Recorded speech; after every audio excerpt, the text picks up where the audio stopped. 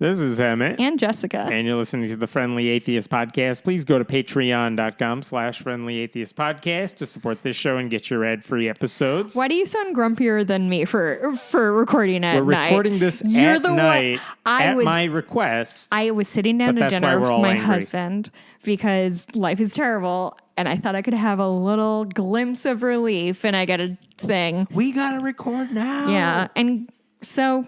Listen, you got 2 glasses of wine, Jess, here with you. Let's do this. Excellent. Let's hit this. I figured I would open just with a quick thing. I was out of town this weekend. So bad and terrible is the problem. I was out of town this weekend with my family, and I was staying at a hotel, and I walk into my room, and there was a card, because whoever checked us in ahead of time or something, let me just tell you, hello, Hammond. It is my pleasure to welcome you to this place. I hope that you enjoy your stay with us, and please don't hesitate, blah, blah, if you need anything, ... Thanks for always being a positive voice for atheists. What? With a Bible verse quoted at the very bottom, and I'm like, wait, this is either very good or very bad. What was the Bible quote? It's the one where the bears eat all the children. Oh, sure. I almost said Exit Pursued by Bear, but that's definitely Shakespeare. So I'm like, my God, oh, that's sweet. Oh, congratulations. That's really you. nice. It was lovely. Oh, so good thank you to the person who wrote that. I appreciate it. Oh, he just did prayer hands, so you know he's really thankful. I was at dinner at a regular place I go to, and I was like, oh my God, my partner asked me to record tonight, which I've started saying partner, which I like because... We're like bitter divorcees. I love it. Yeah, like people have no idea what that means, and it makes me seem more interesting. And I was like, oh yeah, my partner wants to record tonight, and he, his smiling, nodding. We've known each other for 6 months, and I was like, do you know about my podcast? And he was like, no. Which, by the way, makes the preceding conversation so much more open to interpretation by everybody else. Oh, yeah. It's been a really shitty week. I was truly going to just camp out and play Stardew Valley tonight. You still can, while we record. All right, hit me. All right, Tell me, what do you got? This is a wild lawsuit from a Michigan 14-year-old. Her name is Danielle Kaleff. And basically, here's what happened. She's like, I don't know what to do. I don't like what's happening in Gaza as a Palestinian girl myself. And so she's like, I'm going to not say the Pledge of Allegiance. Oh, I saw the aftermath of that. And you know where this is going. Yeah. But basically, this started in January. She's an 8th grader at East Middle School in the Plymouth Canton Community Schools District. She stayed seated during the pledge. She didn't explain why. There's a bunch of reasons. Nor does she have to. There's always good reasons not to say the pledge. I made a whole podcast series about it back in the day. I can't wait to listen to it. Someday. One day. But I downloaded it so you got the review. What are reasons people don't want to say the pledge? For atheists, it might be, I don't want to say we're a nation under God. For a lot of people who are black, they have said... Maybe liberty and justice for all hits differently in 2025. This idea that we have liberty and justice for all, they're like, no, we don't, so I'm not going to say that. Things people may not know about is that why was the pledge written? It was to promote anti-immigrant sentiment. Mm-hmm. That's why you got to pledge allegiance to our goddamn flag and not the one from the country you came that from. Does it, and every other country thinks we're cuckoo bananas crazy pants about it. Because honestly, if I told you Saudi Arabia made their kids also do this, you'd say, well, that's brainwashing there. I've been doing it since preschool, and I can tell you that because that's how I learned my right from my left. There you go. And also, our country isn't necessarily one that deserves admiration. Why do you want to pledge allegiance to a nation that is so often a global embarrassment? But the reason, like you said, doesn't matter. No one has to stand for the pledge. No one has to say the pledge. Okay. Right? Yep. So her teacher, Carissa Serrano, according to the lawsuit, admonished and publicly humiliated this child. This is from the lawsuit. Carissa the snitch? Mm-hmm. When Danielle declined to stand or recite the pledge, defendant Serrano disrupted the class and admonished her in the presence of her classmates. Serrano told Danielle that remaining seated was disrespectful, that Danielle was specifically disrespectful to U.S. military forces and the flag, and that she should stand. Danielle refused to stand. Did it escalate or is that? Well, Oh, so this boy. goes. Danielle tells her parents about this. They talk to the school But administration. there's no escalation in the room at the time. I don't Nobody know what was else like, she would have done at the time, to be Sure. honest. It's like, that's weird. District officials sent the teacher what they called a corrective action notice, basically saying, hey, no, you can't do that. Don't do that again. Not cool. They held a staff meeting to remind teachers of the law. That is all a very good start. Because again, the school can say, look, that was wrong. What the teacher did was wrong. But we talked to her about it, gave her a warning, talked to our staff to make sure it doesn't happen and again. you described the teacher as a defendant. That's where we're So going. I feel like those things So- did not go great. They did the right things to start with. And then they then? apparently did nothing more. So then the next, like a few days later, Danielle refused to stand for the pledge again, and her teacher flipped out again. And then the next day, the same thing happened. The teacher told Danielle, quote, she was being disrespectful and that she should be ashamed of herself. Oh, wow. Uh-huh. Yeah, one thing I like to do is take the moral high road over 14-year-olds. Yes. And then after class, the third time she didn't say that pledge, she spoke to her teacher privately after 3 class. days in a row? 3 days within the span of like 2 weeks. And do we have any sense of like what started this particular thing? Just one and day. it's not in the lawsuit, Sure. and we don't know. I was just very curious to see if like she'd been doing it all year and then, Yeah. whatever happened in Gaza maybe turned her off too. And what I don't know the answer to is why did she start doing this in January? Why is it not every day, but like 3 times in the span of 2 weeks? Like what happens those other days? Yeah, I don't know the answer to that. It's but not it's important. not in the just lawsuit. my mind. But after the third time she did it, she privately spoke to the teacher, trying to explain why she's doing this. She said she's Palestinian. She had sincere and serious concerns about the role of the U.S. perpetuating the genocide there. Why? And then what was her teacher's response? Go fuck Quote, yourself. Quote, You're American now. quote, America first. Since you live in this country Well. and enjoy its freedom, Well. if you don't like it, you should go back to your country. Yeah. That's So not here's- really the basis of this country is my main problem. I will find it forever fascinating when generation after generation complains about the same thing, just fear-mongering about the same thing. Like every time I hear somebody say kids these days don't want to work, kids these days are afraid of discipline, just this sort of like nobody's patriotic anymore. It's like, oh, that's not the most original observation because you and Aristotle had it. Like, Yeah. And so when They've been making that argument forever. yeah. And all of this that the teacher did eventually took its toll Yeah. on Danielle. This is what the lawsuit says. As a result of what her teacher did, Danielle suffered extensive emotional and social injuries. These include, among other things, inability to sleep, recurring nightmares, adoption of a more guarded demeanor, and high levels of stress. Her weakened emotional state has compromised her physical health, and she suffered what her pediatrician, because she's got a pediatrician, because she's a kid, baby. described as, quote, the worst case of pneumonia that physician had seen in more than a year. ... Friends want to distance themselves from her. ... The impact of these incidents has negatively affected Danielle's academic performance, a student with a nearly perfect record. By the way, I don't even know that she immigrated here. For all I know, she was born here. Yeah.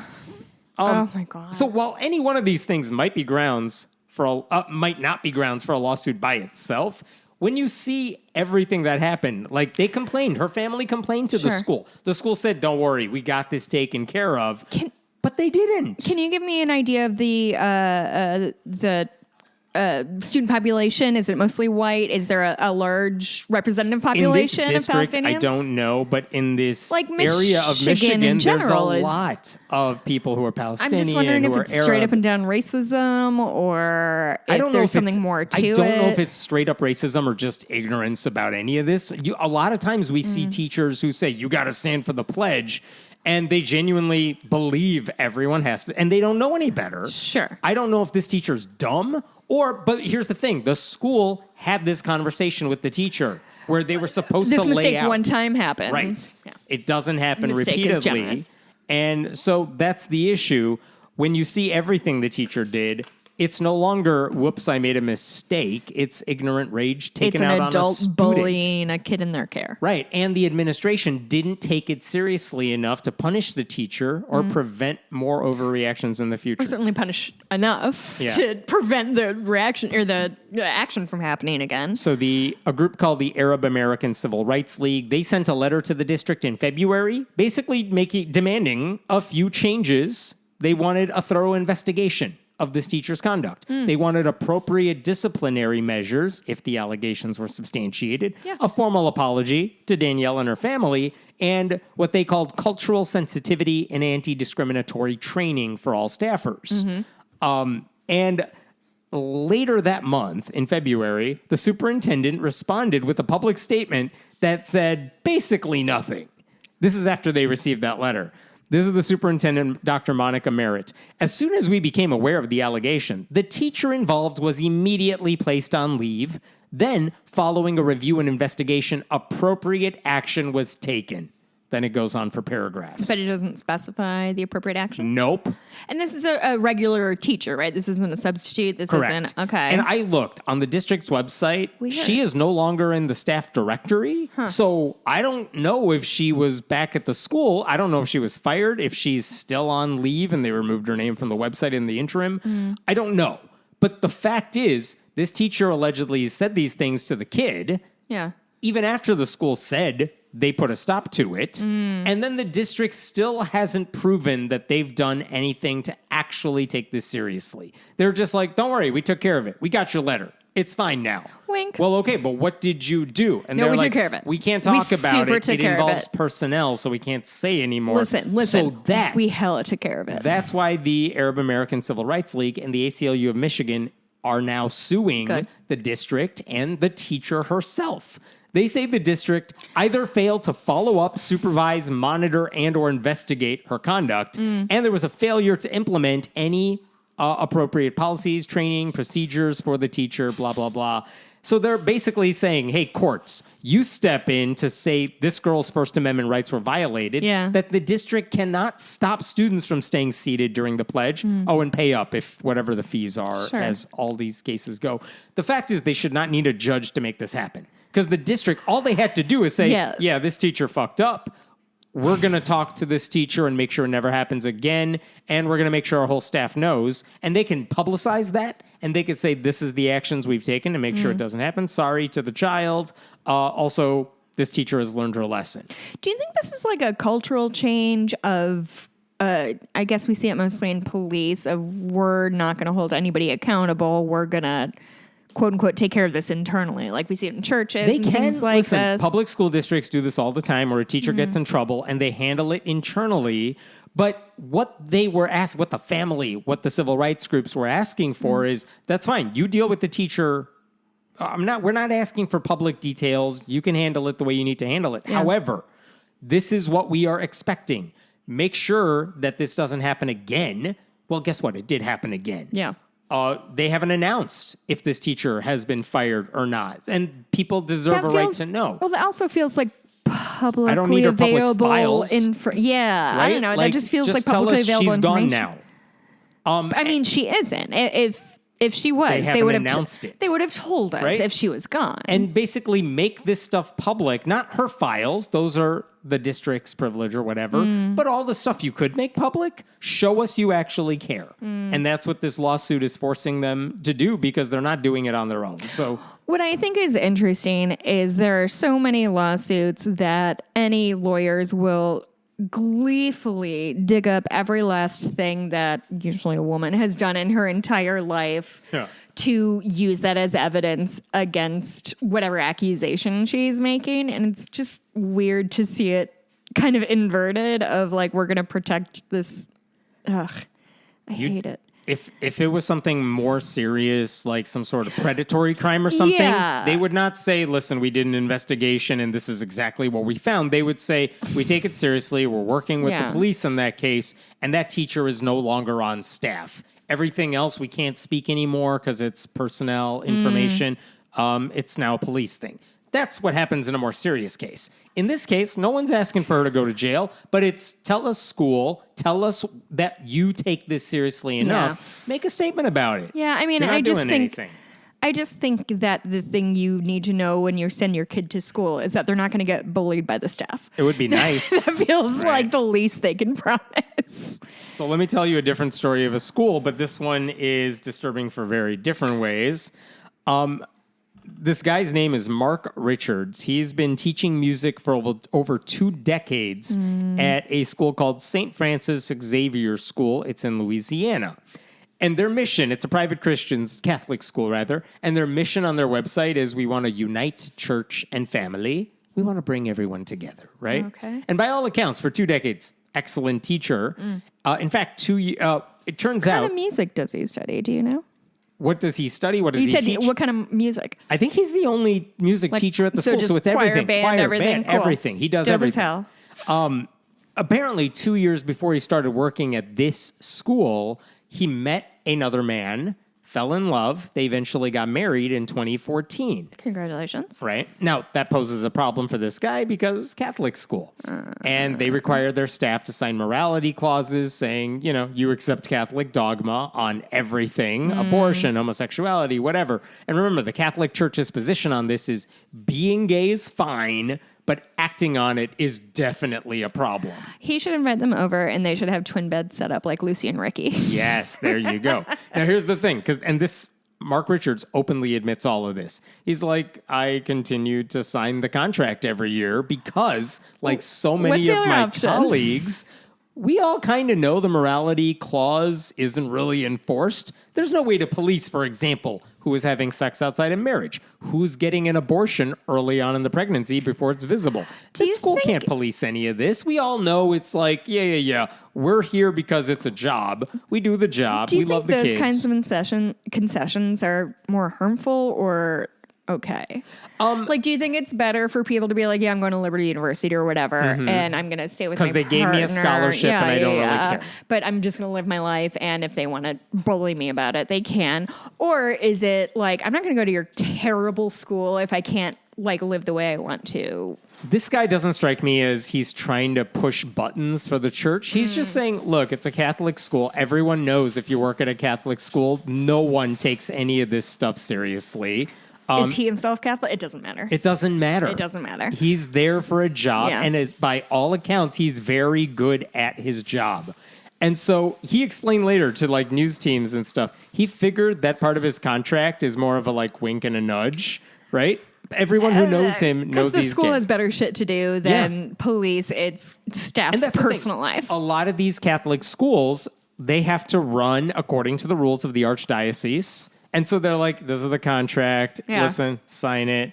And as far as he knows, I think, based on what I read about this story, his relationship with the administration was fine. Mm-hmm. They're all like, yeah, we like you. You're fine. Come back next year, we hope. Yeah. Right? So he's like, yeah, I'll sign. What happened at NAS that they had that lesbian coach and she was fine for a while, then all of a sudden everyone's like, ah! Yeah, it happens at a lot of Catholic schools where you have teachers on staff who are in a same-sex relationship, who have had abortions, who are divorced or getting remarried, and all this stuff you cannot do in the Catholic Church.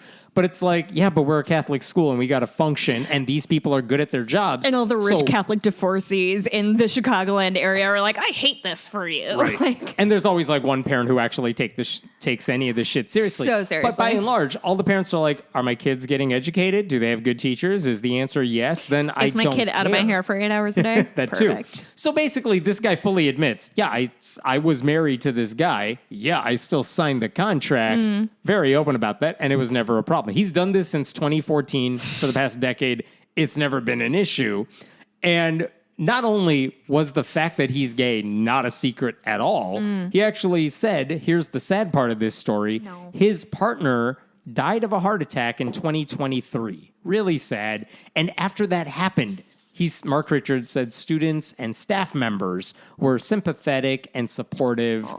They did everything you could have hoped people would do. Yeah. They knew these guys were married. They didn't care. Love is love. And this teacher that they love lost his spouse. And so, yeah, they had humanity, and it overrode whatever the archaic, bigoted beliefs of the Catholic Church are. Don't think that gay people are evil.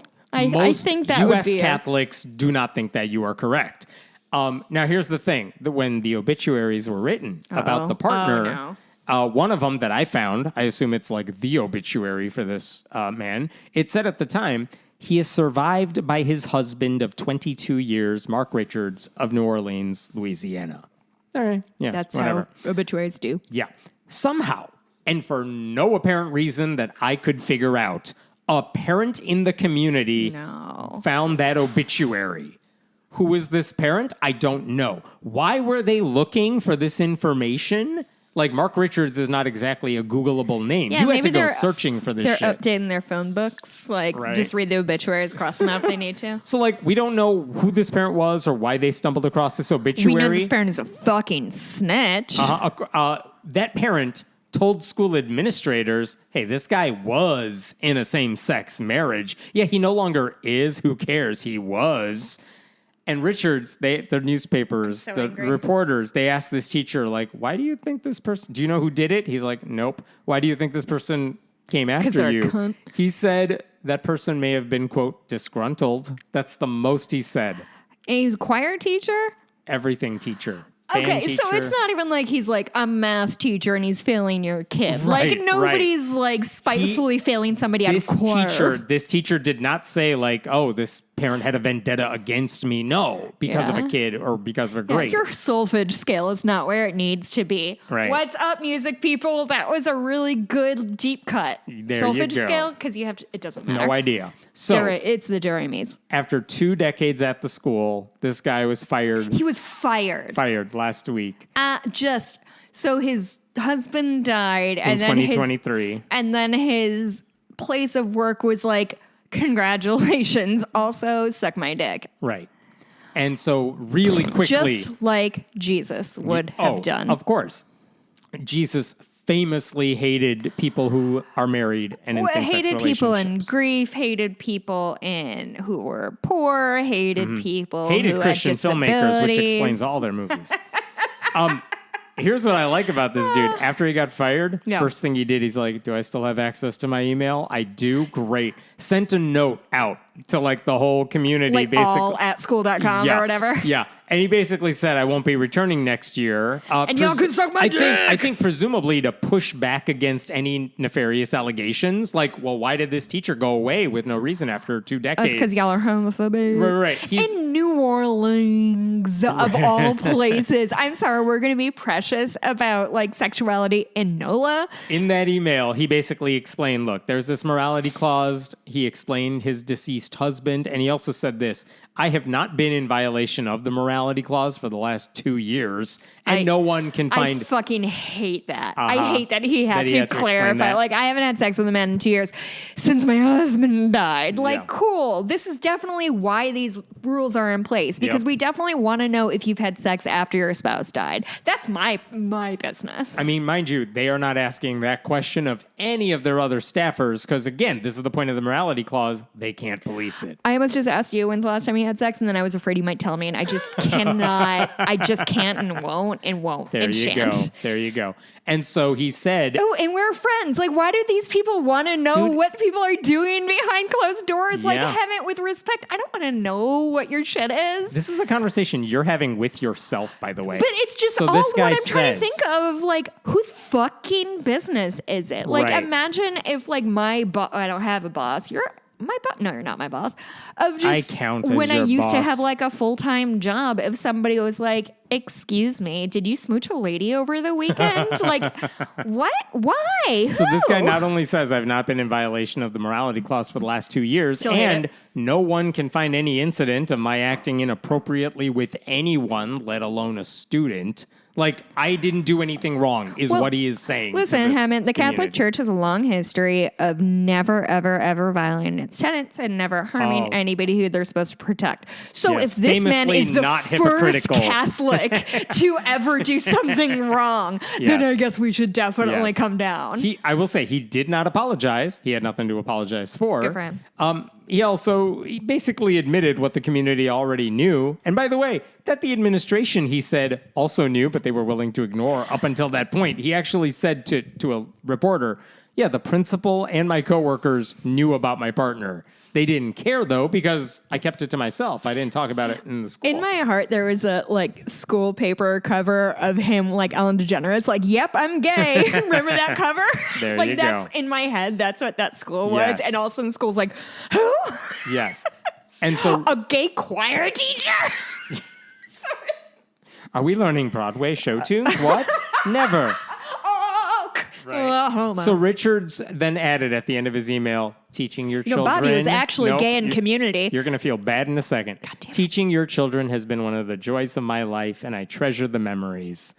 Yeah. And then he signed off. And then the school was like, reply all. Basically. SMID. Yeah.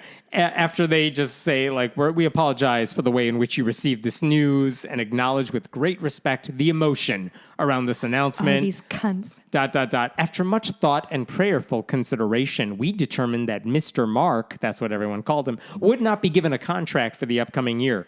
While we can confirm this, as Mr. Mark already made this announcement, we cannot by law comment any further on the reasons behind this decision, other than to note that the email you received did not provide a fully accurate description of the employment situation. Be aware, we will not correct it because he didn't actually say anything wrong, but we're mad that he said it. Two things about that. One, what wasn't accurate? He got fired because he used to be in a same-sex marriage. That's the reason. No, he and didn't by get saying fired 'cause he he used didn't to- provide a fully accurate description, they're suggesting there's more to the story than that. And that, I think, is deeply unfair to the man they just fired. That's a good point Right? of there's more to the story really implies something nefarious happened when by all accounts this guy was a perfectly Just say, he violated our morality clause, so we fired him. Just say that. And then also this idea, we cannot by law comment any further. Oh, now you got to take the laws seriously? Every Supreme Court case involving Catholic schools is we don't have to pay attention to the law. And now they're like, you guys, the law won't let us say anything else. You're a private Catholic school. The law literally doesn't apply to you pretty much anyway. Truly, the entire Catholic Church, entire jam is just to We're above the law. Yeah, it's just to prove how above the law they are. And then they said in the next sentence, we feel it important to state that this decision is final and will not be revisited. That's the next sentence. God, these guys seem really fun and nice. And they care about their job and not only their ideals. So here's the bottom line. A great teacher was fired because school officials found out about his secret past as a great husband to his male partner. And here's the flip side of this. I want to learn piano. Do you think he'll come down and teach me? Totally. Great. So just to be clear, the Catholic school, I will take their side on this. They have every right to fire people for violating their contract. I assume what happened is whatever this disgruntled parent was, he didn't just email the principal of the school. He emailed the archdiocese, and the archdiocese is like, "Oh, someone violated the clause. You need to fire this guy." You think it was a he who did it? I felt so confident it was a woman. But a real assume Karen move. If the principal of the school knew about this and colleagues knew about this, and they were like, "Yeah, well, let's just pretend we don't know about this." Be cool. Yeah. But when the archdiocese says, "Oh, you need to take action," they have no choice. Wait, how did the archdiocese? Wait, because the guy wrote to the school. I don't know who he wrote to. I don't know who the parent sent this email to, where he's like, "I found an obituary that mentioned the choir teacher." Interesting. Right? But I assume the archdiocese is like, you need to do something, and the school had no choice. But this isn't about the legality of getting rid of him. No, of this course is about the ethics of it, because the Catholic Church has no leniency for employees in a healthy, loving same-sex relationship. But we know they will bend over backwards to protect sex predators. And that's not even a cheap shot. This is what The Guardian, I love this. The Guardian wrote about this story, and this is what they said in the first paragraph. I'm reading you the whole first paragraph.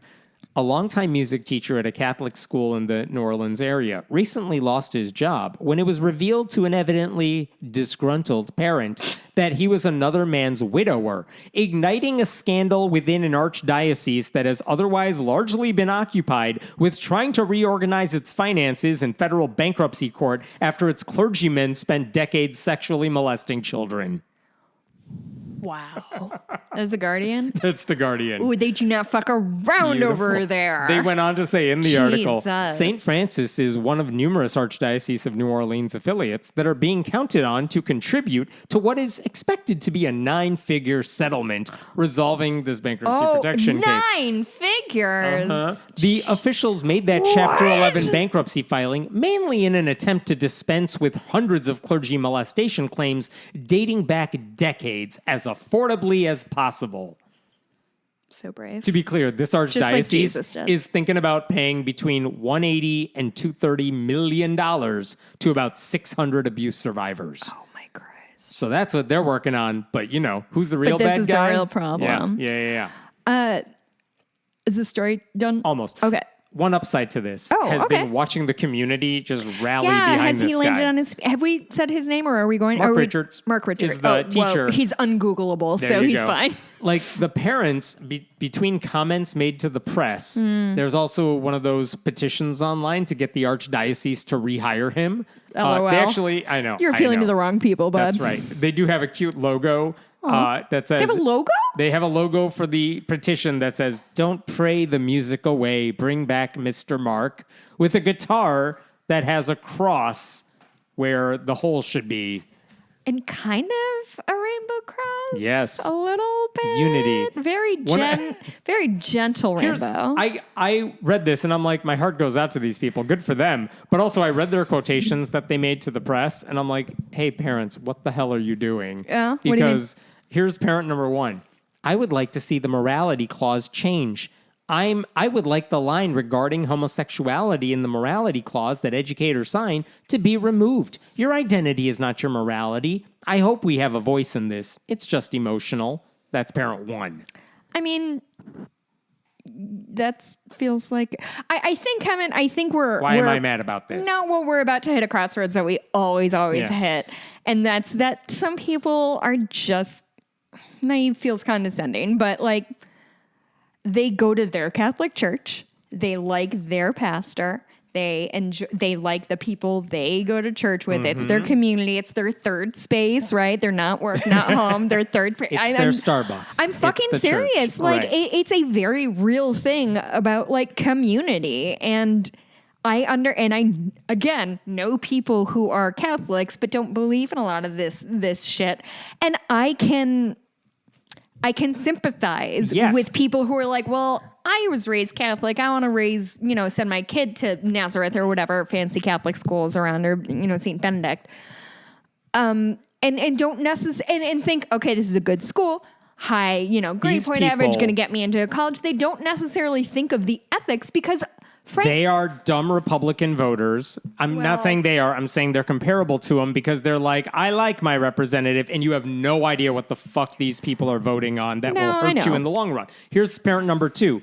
Being homosexual is not a crime. My children and I watched the news yesterday, and they had tears in their eyes. They obviously have a million questions because, again, going back to this whole teaching inclusion but practicing exclusion idea, they're conflicted in asking, why would the church do that? Why would the church say that? That's not what Jesus would do. It's not fair. It's just about human dignity to me. That's what it comes down to. Didn't the Pope say homosexuality is not a crime? That's parent number 2. Parent number 3. Oh boy. I would like them to really change the morality clause with the archdiocese. This morality clause within the archdiocese just has to be reviewed because it's a violation of human rights. To me, it's a social injustice at this point. That's parent number 3. Okay, a Catholic talking about social justice is very funny. So again, I love the quotes. I love the parents. No, they are good people. I understand. Who, like you just said, why did they send their kids to Catholic school? Because they have a lot of reasons to send their kids to Catholic schools. But they don't understand that the problem here is not the school, it's the church. The church has always been opposed to same-sex marriage. I know. They call homosexual acts intrinsically disordered. And Pope Francis was notoriously anti-gay. Yes, he actually did say being gay is not a crime when he was speaking about blasphemy laws that laws that target gay people in like some countries. He said that should not be a crime, but that didn't mean he supports same-sex marriage. In fact, he wrote a big paper in 2016, where he said same-sex unions, quote, may not simply be equated with marriage. He also agreed with the belief that there are absolutely no grounds for considering homosexual unions to be in any way similar or even remotely analogous to God's plan for marriage and family. By the way, Pope Leo XIV, in case you're wondering, holds the exact same views. So, I am rolling my eyes at the parents who don't realize that this is what their church actually teaches and promotes. But again, whatever. Maybe they're culturally Catholic. Maybe they think it's a good education and they don't care because none of these people actually know what the Catholic Church teaches. I'm not mad at them. I'm just rolling my eyes at them because they have no idea what's going on. Can I try to put a positive spin on this? Which is not like me or frankly you. I think that when things like this happen, I think when at Nazareth, as we've been referencing, which is a Catholic school in the Chicago suburbs near us, maybe 2 or 3 years ago, fired a lesbian coach who was deeply beloved in the community. To me, when I see those things, the same thing when I think about what's going on in Oklahoma, what's going on in Louisiana with the 10 Commandments shit, all I see are more examples of hypocrisy in the church and hypocrisy of people in power. I do think there's a lot of people who grab these kinds of bullshit things with both hands and run because you need something to believe in or something to focus on that's not your terrible life or your terrible job. But to me, I'm hopeful that when these kids go into their classroom and see 10 Commandments as they know one of their one of their fellow students is unhoused and understands the inequity of the world, these are the things that are going to have to happen to get people to understand how bad this kind of authoritarianism is. And obviously, I don't want to see people get hurt in service of moving forward, but at some point, people, this thing that's been fucking happening with healthcare that the bill just passed yesterday as we record this, and the Senate bill did. The Senate bill, and people are going to die because of this. Mm-hmm. And maybe people will learn their lesson, but it will probably be too late. And I don't know. I don't think it's unfair for parents to believe that the school they're sending their children to are going to have the same values as they do. I understand why it's deeply naive. But I also understand that, if you are a Catholic adult living in a Catholic-ish world where it's we don't actually care about abortion, we don't actually care about gay marriage, to kind of be confronted with that face-to-face is maybe going to change people's hearts and minds, is what I think. Here's what these parents should do. If they actually care about this teacher who just got fired, honor him by walking away from the archdiocese, removing their kids and their tuition dollars from St. Francis Xavier School, and send them, send them to a local public school. But if you don't want to do that, send them to a different private school where whoever teachers love and marry is not used as a weapon against them. That's what you do if you actually give a shit about this teacher and the way they're treating him, because this isn't a school problem. This is a Catholic Church problem. Mm-hmm. Anyway. Good luck to that guy. I hope he's okay. What a bad week this is. I cannot believe it's 4th of July this week. Do you know what my husband, Mikey, and I are doing for 4th of July? What? We're going to double feature All the President's Men and The Post, which are two, by the way, it's 2 movies that are about journalists discovering the wrongdoings of their government and how they're going to handle it. And I just feel, I don't know why. I like fiction. No, you don't. Fucking, since when do you like fiction? What the fuck are you saying to me? You like reality TV? Now. It was a joke. You missed it. Oh. It's all good. Let me jump to this story. Oklahoma, your favorite state. There you go. Some good news. Ryan Walters, the superintendent of public instruction, and the whole State Department of Education, they are being sued over...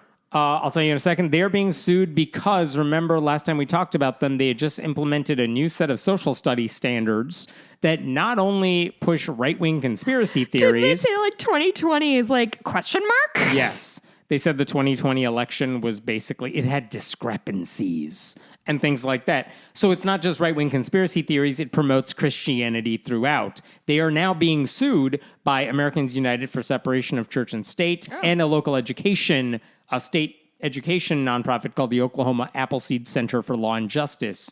And if you don't remember, the standards were passed in December. But kind of on a midnight sort of edit, right? Yeah, it was a weird situation where Ryan Walters basically told the State Board of Education, which had new members, I need you guys. They released the standards. They were horrible. Everyone criticized them because they were just like way too Jesus-y. Yeah. And they were messed up. And they complained about it. And then Ryan Walters said, well, we need to pass these standards. Here you go. And everyone's like, you just sent us this now. He's like, yeah. Vote now. Vote. And they're like, okay, we'll vote for it. And then after they've passed it, then they realized Ryan Walters had secretly changed it without telling anybody and alerting the public to the fact that he changed it. And he made it more conspiratorial and more Jesus-y. And then the Republican legislature in the Oklahoma House, they had the chance to say, nope, we reject this and we're sending it back to you and for revisions. And they even have that actually legitimate AG down in Oklahoma. They do. Who does not... Not his issue, though. This is the state house. They could have just said, we're rejecting these standards. So sorry, my Oklahoma state politics knowledge is lacking. And they decided not to do anything about it, which means these standards, the Ryan Walters batshit crazy conspiracy theory standards, are implemented and all starting this fall. Rode off on jet skis that Ryan Walters brought for them.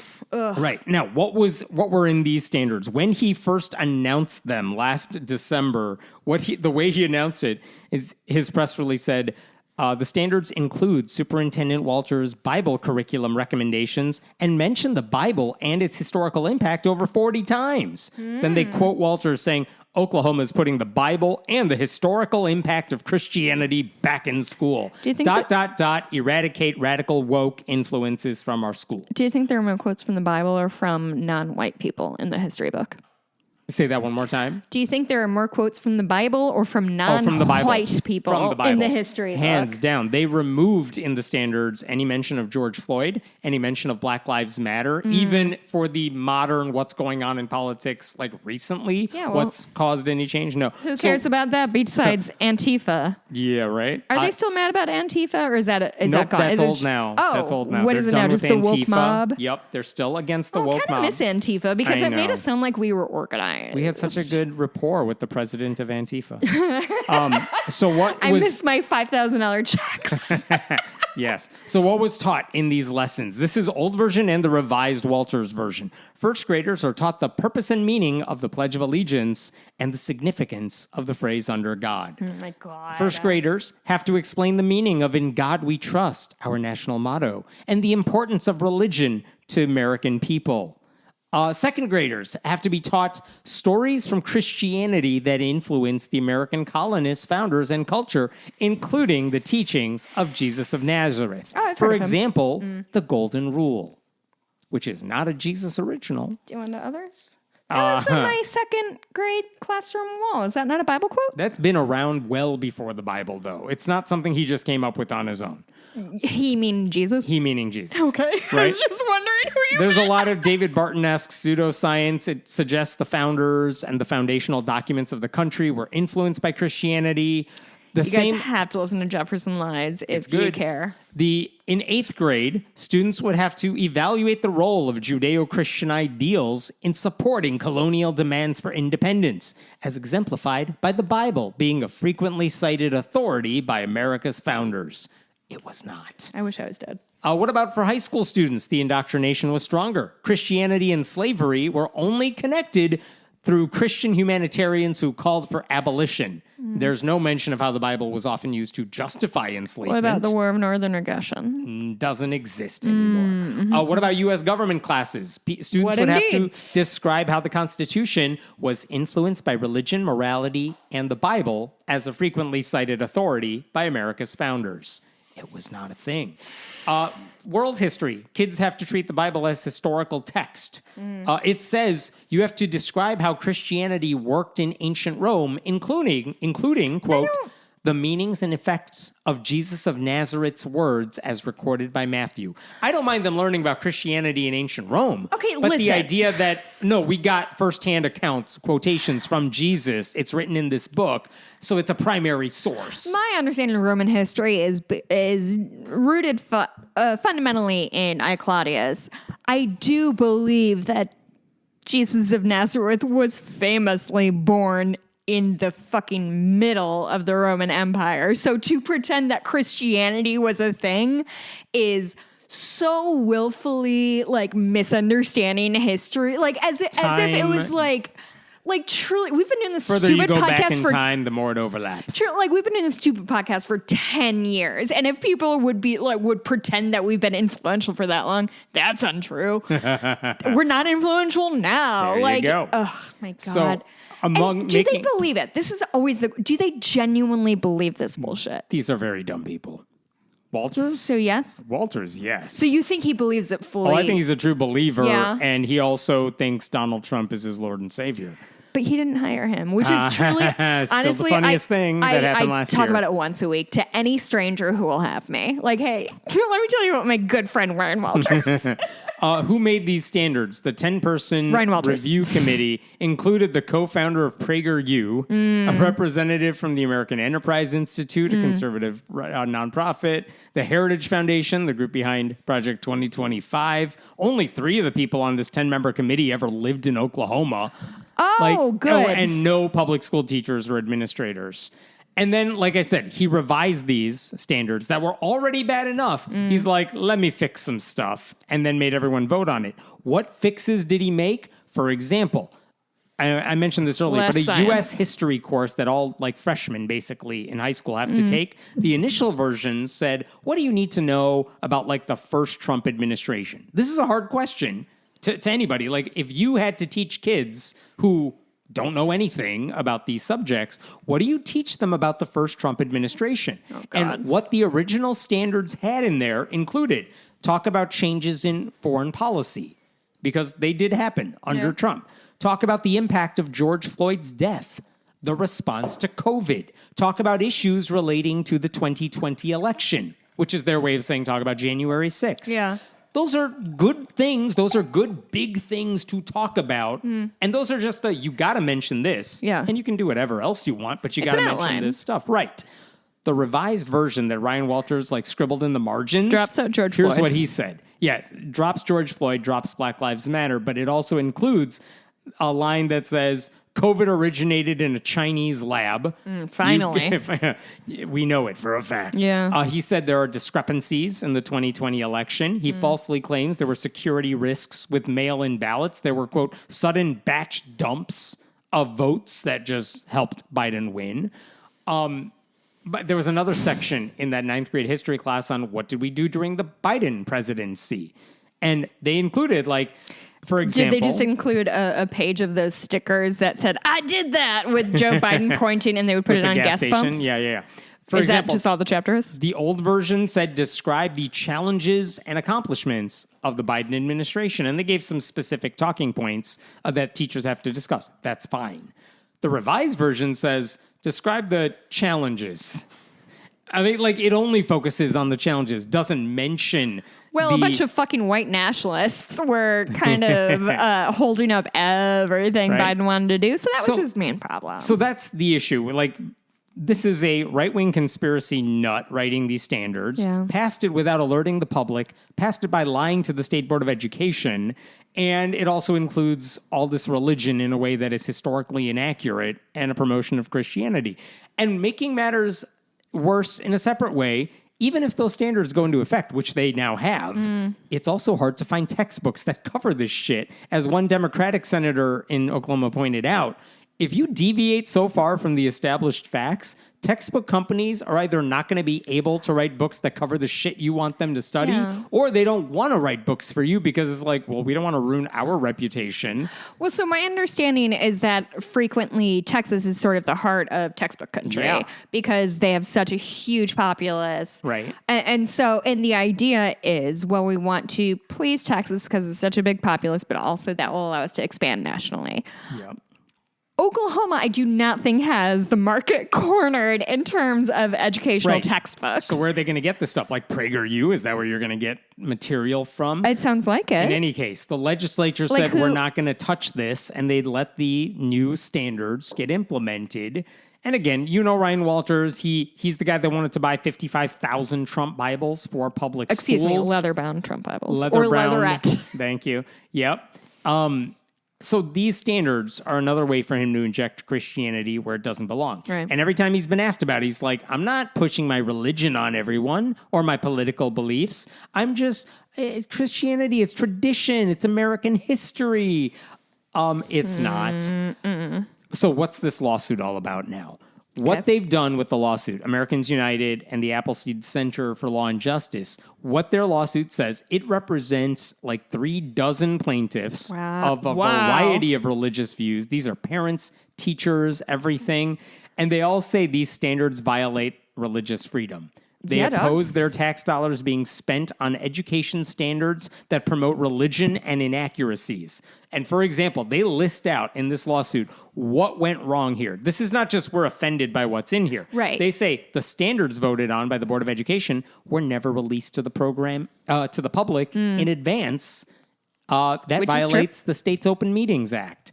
By voting on standards without knowing the content, the board violated a law for it to have authority over the academic standards. Cool. Forcing teachers to spread lies violates a state law that requires information taught to children to be accurate.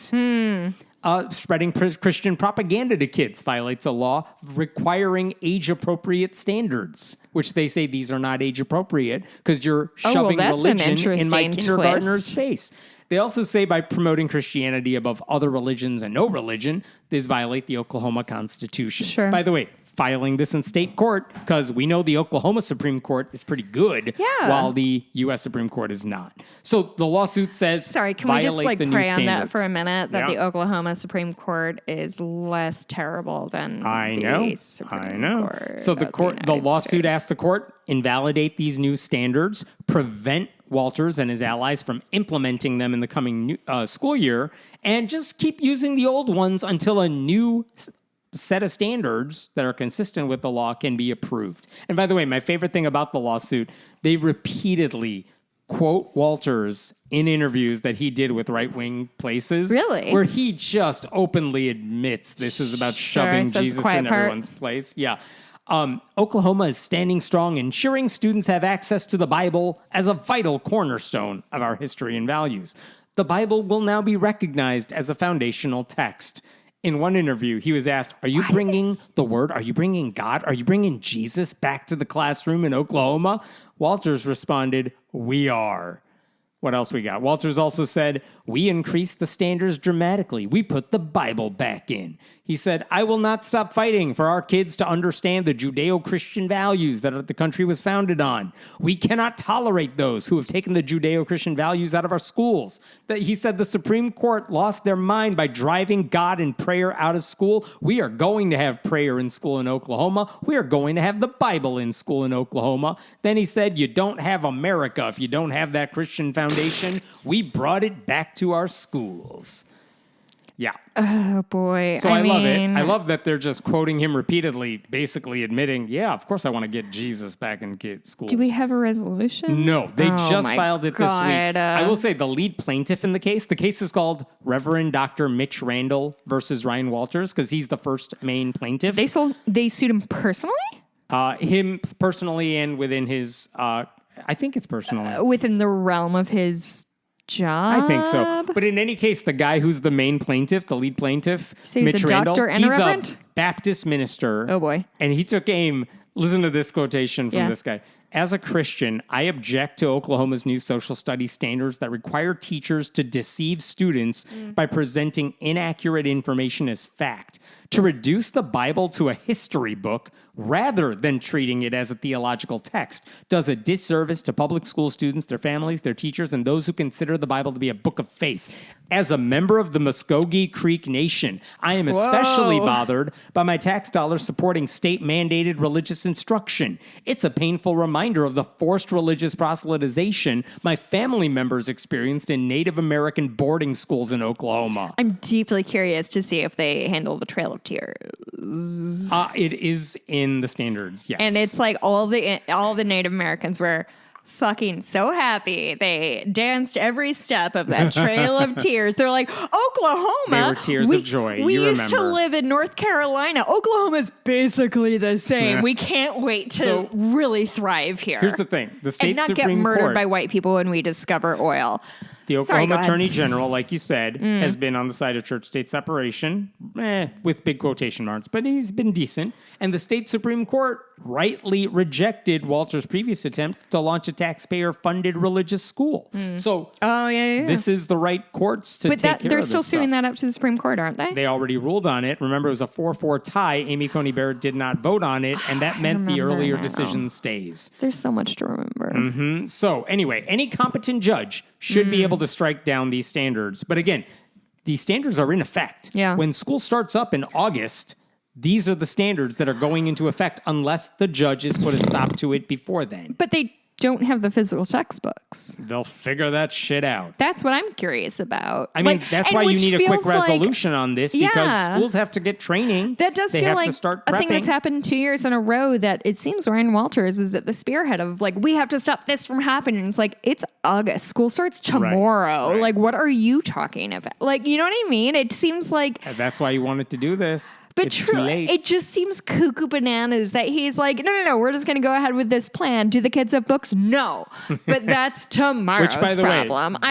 You're that's gonna a watch feature, my not a, YouTube. That's a feature, not a bug for We're Ryan watch Walters. PragerU. I don't want them to have anything. We used to watch Bill and I the Science Guy or The Voyage of the Mimi with a teeny tiny Ben Affleck. Did you ever see that No. when you were young? Voyage of the Mimi. It was like No idea. it was like a kids educational program that like 10-year-old Ben Affleck was in. And they, at one point they were like wrecked on an island. And so they teach you how to like make water and why you shouldn't drink seawater. Again, 20 people who are listening are like, fuck yeah, Voyage of the Mimi. You just had to believe me for once in your life. I'll believe you. All right, let's Are talk we done? about... Oh, no. God. Let's talk about a Supreme Court decision they did make this week. It was disturbing. It's a case called Mahmoud versus Taylor, and the 6-3 conservative... It was a 6-3 ruling. The conservative supermajority basically ruled that parents who don't want their kids reading books in schools with LGBTQ characters or themes could opt out due to their religious beliefs. And as if that result wasn't bad enough, the implications of it are kind of staggering. So basically, the majority took the side of religious zealots, specifically Muslim Catholic parents, who said, Muslim Catholic. and Catholic. Like Okay. sets of different plaintiffs. I just need who you to didn't- recognize those are different things. They didn't want to expose their kids to the reality that we live in a pluralistic society with people who may not believe what they believe or love as they love or fit a particular gender mold. And they said the Montgomery County Board of Education in Maryland was undermining their faith by reading books in class that treat same-sex couples and trans people as people. And here's Classic Maryland. I know. The majority's decision says the books are unmistakably normative. They are designed to present certain values and beliefs as things to be celebrated. The storybooks present same-sex weddings as occasion for great celebration and suggest that the only rubric for determining whether a marriage is acceptable is whether the individuals concerned, quote, love each other. Unlike my cool religion where we praise people for never having sex. We're like, yes, we did it. You never There you touched a go. lady, the dirtiest people. Like, no one, of course, was ever stopping religious bigots from treating LGBTQ people as inhuman Trust or me, second-class we've citizens. tried. Yeah. We've done our best. Y'all are In her ready to keep going. dissent, Sonia Sotomayor wrote that the decision says being exposed to the very idea that, quote, LGBTQ people exist and that their loved ones may celebrate their marriages and life events, the majority says, is enough to trigger the most demanding form of judicial scrutiny. And then basically she's implying the SCOTUS conservatives invented facts to fit the conclusion they wanted to achieve. It's kind of what they do. Correct. And the bottom line is this decision lets parents remove their kids from the classroom if something they're going to be taught might offend their religious sensibilities. Now, how do you implement that? How does a school district know what religious views everyone has? How can public education even occur if a curriculum can be micromanaged by every single parent? Like, that's the slippery slope here. Here's what Samuel Alito wrote in his decision, in his conclusion. I do not believe Samuel Alito is still alive. The board should be the board should be ordered to notify these parents in advance whenever one of the books in question or any other similar book is to be used in any way, and to allow them to have their children excused from that instruction. Which means every teacher in this Board of Education, in this Montgomery County School Board, they have to tell parents, hey, we're going to be using this book in class, one of many books. And also, if you want to opt out, now's the time to do it. Like, if a student can opt out of a lesson because of the family's religion, either that kid misses out on a valuable lesson or the book cannot be used at all. And if enough students opt out, well, the teacher can't teach at all. So this is Ian Millhiser from Vox. The upshot is that a school may also need to warn parents if a teacher wants to read from a Harry Potter book, because those books are about magic, or if they want to teach a lesson about a famous pacifist like Martin Luther King Jr., maybe that offends you because he was against war. Schools may even need to warn parents if any of their children's teachers are women, just in case a parent objects on religious grounds to women having achievements outside the home. Like, there's no telling which part of an education could offend someone, because religious conservatives are offended by damn near everything outside their bubble. Right. But the way the decision is written, even having LGBTQ characters alone, may not be reason enough to object. Like, maybe you make an argument. Listen, we're not going after the existence of LGBTQ people. It's celebrating their identities. But then you have to ask a question. What if kids are reading a novel in high school where there is a gay character who is loved by his friends? Is that celebrating it, even though that's not the theme of the book? What counts as celebrating who they are?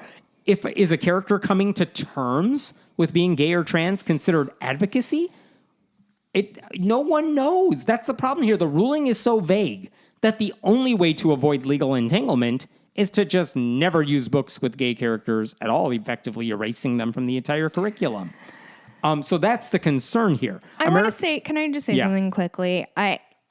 This is fucking grim, and I acknowledge that, and I want to make sure people understand that I understand that.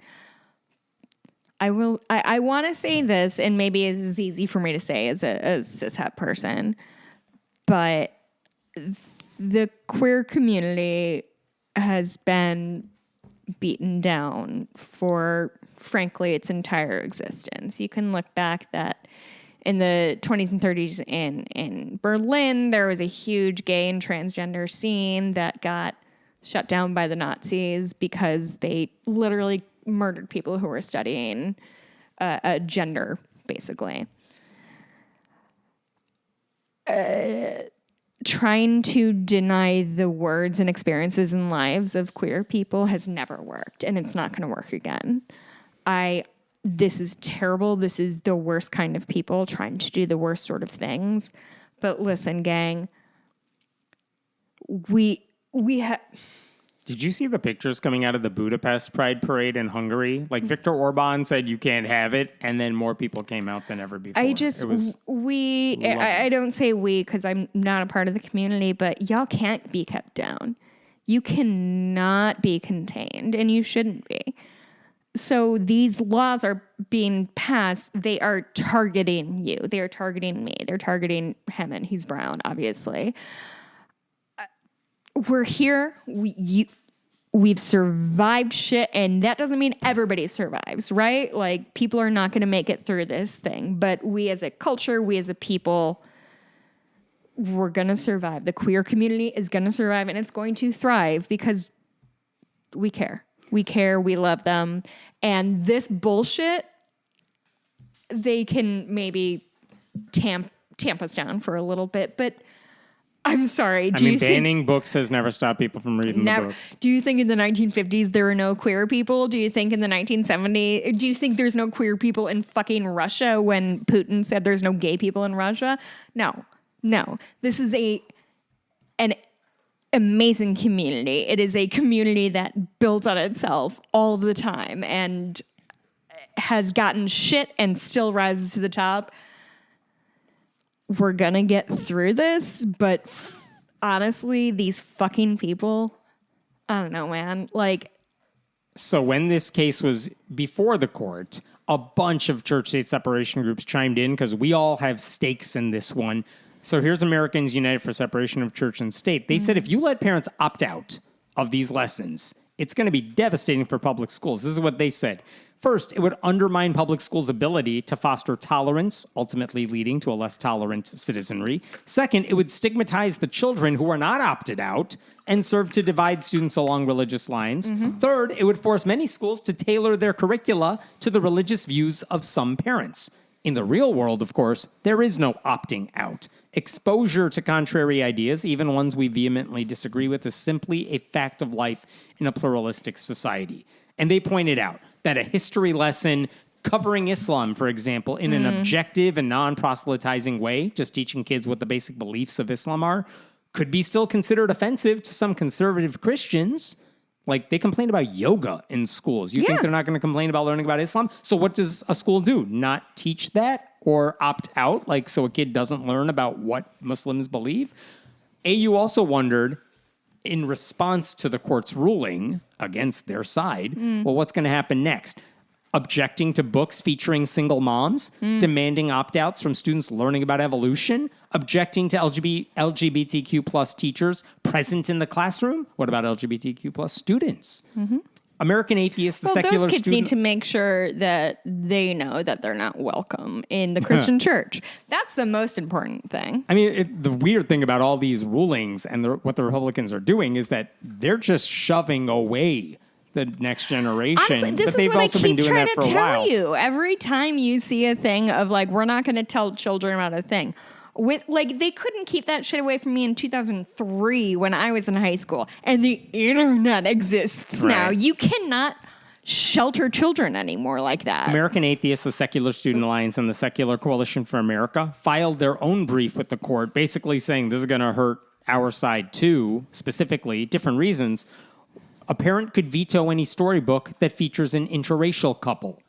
A young Earth creationist parent may object to world history lessons. Fucking flat earthers are going to pop off soon. That examine or even acknowledge events occurring more than approximately 6,000 years ago. A Christian scientist parent may object to instruction concerning the germ theory of disease. Oh, that was the thing I said. A Catholic parent might object to lessons on capitalism and economics as a promotion of greed. I'm sorry. A Mormon parent. I'm sorry. Catholics are going to object to They're capitalism. going across the board How here. dare you? A Mormon parent may wish to opt their children out of significant portion of American history courses. Like, such a situation would make planning for instruction and testing a practical impossibility. Also, Freedom from Religion Foundation said, there's no legal precedent to invalidate a neutral, secular curriculum just because of someone's religious beliefs, but this would create chaos. To Kill a Mockingbird, they said, portrays Southern Baptists in a less than favorable light. Are people going to object to that? What about biblical themes in Lord of the Flies or The Grapes of Wrath? Are those going to be objectionable? Lord of the Flies is so good. Catcher in the Rye, Les Miserables could offend religious sensibilities. So could Shakespearean classics. Macbeth mentions witches and cesarean section birth, both true. of which contradict certain religious ideals. Macbeth. Right? Iliad, the Odyssey, those are written before Christianity and they portray ancient Greek deities. There's nobody in the Bible with one eye. If you let religious zealots dictate what's taught in public schools, everything is basically up to the veto power of those parents. And if a bunch of those live in the same community, you could derail an entire public school curriculum, which is why this is a bad ruling. But there's a fucking active and aggressive group of people who want all of those things that you said to be true. Yeah. They don't want us to know that the Iliad existed. So one of the things I found interesting is after this victory, the religious right, conservative Christians, they were like thrilled about this, obviously. But one thing I found interesting, this is from Brent Leatherwood, who's the president of the Southern Baptist Convention's Ethics and Religious Liberty Commission. Doesn't matter. Can't wait to read his romance there novel. I think I made that exact joke last time you brought him up. And it wasn't funny last time. You know what? But I stand by here's what he wrote. Go fuck yourself. He celebrated the decision by saying, schools are for education, not indoctrination. But that's the problem here. Sir, the district in question sir, you was can't just say words and not know what they mean. Yeah, the district was educating students, not telling them what to believe. How very it's the dare. indoctrination of the religious zealots that's now preventing public schools from teaching kids how they should respect people, even if you disagree with them. Honestly, this feels very much like how men believe that anger isn't an emotion because it's the only one they can tap into. It feels very similar of like, no, nobody likes this thing. Like, no, oh my God, these fucking One people. last thing for you. So Neil Gorsuch, remember Neil Gorsuch in the Bremerton case? Of course I remember case? Neil Gorsuch. Yeah, I hate him. When he was writing the Kennedy case about the football coach in midfield, he was like, this man got fired for whatever. And it's like, no, nothing you're saying about this coach is true. You can't just lie in the Supreme Court. He moved away after he did all this. Like, he doesn't want this job. Neil Gorsuch told lies about Joe Kennedy to justify why he could erase the laws he didn't like. And in her dissent, Sonia Sotomayor is like, everything you said is bullshit. And she called out his lies. She even said, look at the public. You said it's not a public spectacle. These are quiet prayers. Here's a picture. Yeah. I clip art edited it in my dissent. That's a word. It. You nailed it. She put the picture in her dissent saying, look, here's the media firestorm after one of his things. Well, guess what she did here? Alito writes this ruling Sonia, saying, look at this book that they were reading in the classroom where they are celebrating a gay marriage. And Alito puts like scans of the children's book in his thing where you see like, yes, they all queer clapped people and cheered for this so same-sex wedding. In Sonia Sotomayor's dissent, she writes, because the majority selectively excerpts the book in order to rewrite its story, readers are encouraged to go directly to the source reproduced below. And she scanned the whole damn children's book. God bless her. In addition to the pages he cherry-picked. Is like, here's the whole thing. You could see they're not actually like endorsing marriage equality, but these two guys are getting married. And guess what? Their family is like, we're happy for you. That is not the same thing as saying, hey, kids, you should get gay married or whatever the hell. That's what they're saying. Happen. They're saying get gay married. That's definitely. I do wonder. This is a thing that was proposed by one critic who was describing this case. What's stopping parents now? If you want to do malicious compliance here, what is stopping parents? Oh, I do love malicious compliance. You know, there are laws that have those 10 commandments in the classroom posters. Arkansas, Texas, Louisiana, they all have these laws now passed that say, yeah, you got to put up 10 commandments posters in the schools. And Louisiana's has been struck down by the courts. Arkansas and Texas both have lawsuits trying to get those struck down. But can't you just argue that the first few commandments violate my religious beliefs, so therefore you got to strike those down too? Couldn't you use this Supreme Court decision to say, well, those got to go? Because this is what the problem with the Supreme Court thing is. How the world there's worked, no consistency to their decisions. Yeah, dog. That's the problem. That's the thing. Like, maybe if you want to fight back, that's one way to fight back. We'll see. Okay, so that was a decision that was made.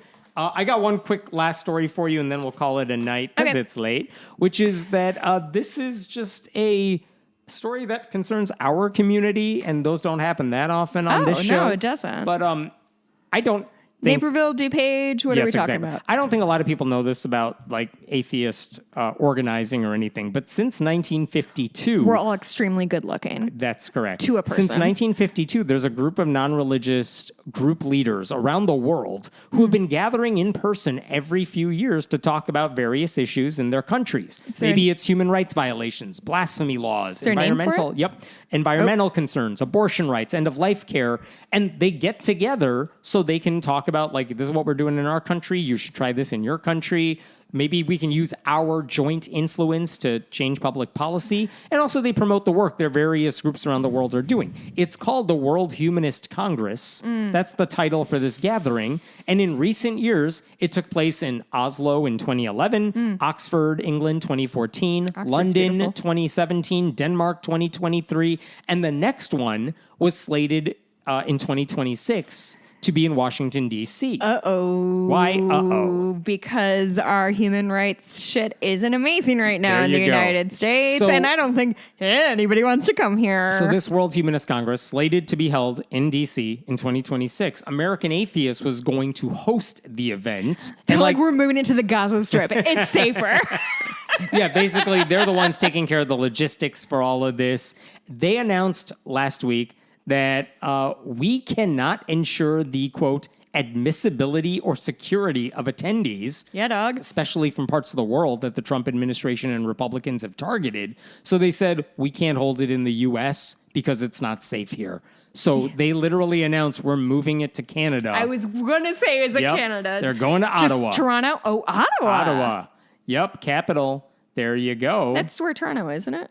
Sure. Fuck me. Oh, why would I even say something like that? So the last time the event had to change venues due to instability in the host country was 2017. It was supposed to be in Sao Paulo, Brazil, but they moved it to London that year because of concerns about the national economy and uncertainty over changing visa requirements.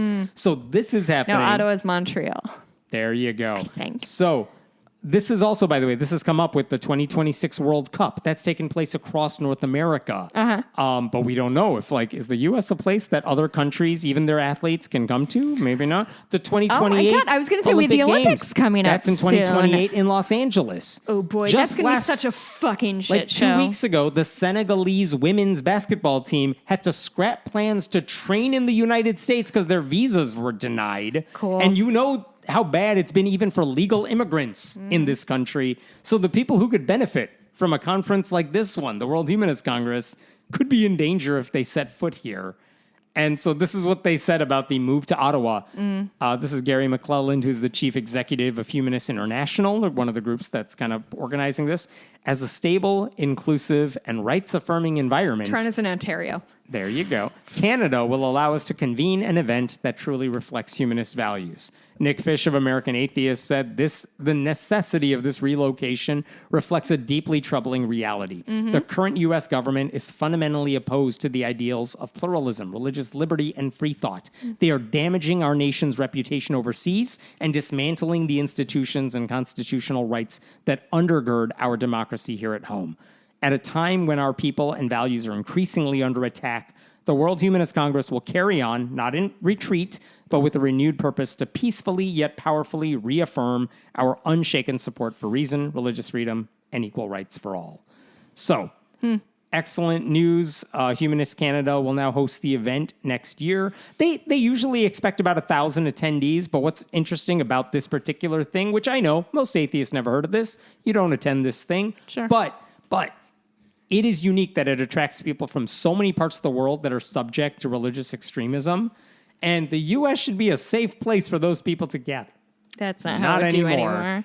That's not 21st century America. I know. Hey, Nick Fish, do you listen to this? Can I come talk at your thing? I need work. That's how it works. I don't know. He might listen. He follows me on Blue Sky or what the fuck ever. Can I, before we wrap Yes. up, can I tell you just a sort of high, overarching story that I learned about recently? Do you know Yes. who Elizabeth Smart is? Yeah, the one who was like kidnapped and Yeah. held. Oh, I'm kind of impressed that you remembered that. She was in the news for a while after she came out against religious extremism. Okay, so yeah, actually, that's sort of so. My Favorite Murder is a podcast I like, and they just covered her kidnapping. So if you're not familiar, I'll give you very high level overview. Elizabeth Smart was a teenager. I think she was 14 or so in Salt Lake City. Grew up in a LDS family, and one day was truly the worst case scenario and the least probable scenario. A man came into her home and kidnapped her as a child out of her home, which is not how crimes happen. Almost all crimes are by somebody you know. So this is like worst case scenario. But I bring all this up because she's in the LDS church, and she was brought to this. She's basically like had to camp in terrible places for the 9 months she is with these people. The first night, she's kidnapped, and she's again a 14-year-old. She's raped by her captor.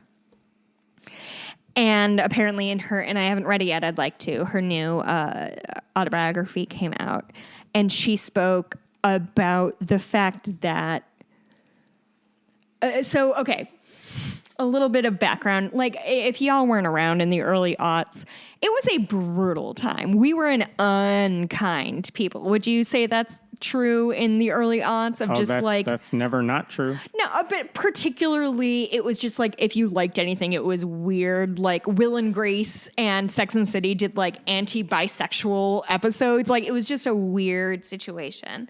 So this young woman was taught her entire life that her entire self-worth was wrapped up in her virginity, and she's raped by a man who kidnapped her. And for 9 months, one of the reasons she didn't pursue trying to get away harder was because in her mind she was like, well, nobody's going to want me anymore because I was raped. I'm not a virgin anymore, so I'm useless. And honestly, that I can't stop thinking about it. And she has since, and again, I haven't read her autobiography, but has since, if not left the church, certainly came out against purity culture because, and I just want to kind of make sure that this sits with people. This teenager was kidnapped, was raped by her captors, was tied to a tree, and there were a couple opportunities that she might have been able to run. But not only was she brainwashed and deeply abused by these two people, but she was like, even if I get home, nobody's going to love me anymore. It's purity culture, man. It's rough. And golly, I just want everybody to just kind of sit with that for a little bit of being in the position of a teenage girl who's kidnapped, who is raped, who's been almost died because these people were not like keeping anybody fed or giving them water. And still she, in her heart, was like, well, nobody's going to want me back home because I'm used goods. And I just think every time we call a teenager a slut or ask what somebody was wearing, remember that a young girl who was kidnapped felt like she couldn't find help because nobody would love her anymore because she was tarnished. I just think that's something we should all kind of sit with. The same way we should sit with the Catholic Church is willing to do backflips to cover up people who have molested kids, but one queer choir instructor is the worst thing that's ever happened. Let's just remember who they decide the villains are and who shouldn't be. To that end, we did get a really nice note from a listener, which touched us both. It was very appreciated. By the way, you can leave your reviews on this podcast wherever you are listening, and you can support the show by going to patreon.com/friendlyatheistpodcast. This is from Atlas. Jessica and Hammett. Ooh, they said my name first. My name is Atlas. I'm a trans man living in a very red state in a small rural town. I can't tell you how much your podcast means to me. You've been the voices of reason and have truly helped me during some of my darkest times. Hammett, your research is amazing. I'm impressed with your perseverance. I'm glad you're shining a light on stories that aren't getting enough attention. Jessica, thank you for your support for communities like mine. I appreciate hearing your genuine reactions to anger, to the things that are happening around us, especially when so many people in my day-to-day life act like nothing is wrong. Makes me feel like I'm not so alone. I wish both of you nothing but the best. Thank you for your work, especially in times like this. Both of you are inspiring people, and I hope someday I'm able to make an impact like you have. That's so sweet. Thank you. Yeah, that's... You can email us at friendlyatheistpodcast@gmail.com, patreon.com/friendlyatheistpodcast. We'll have a bonus episode soon. Stick around for that. We'll see you next week. Bye.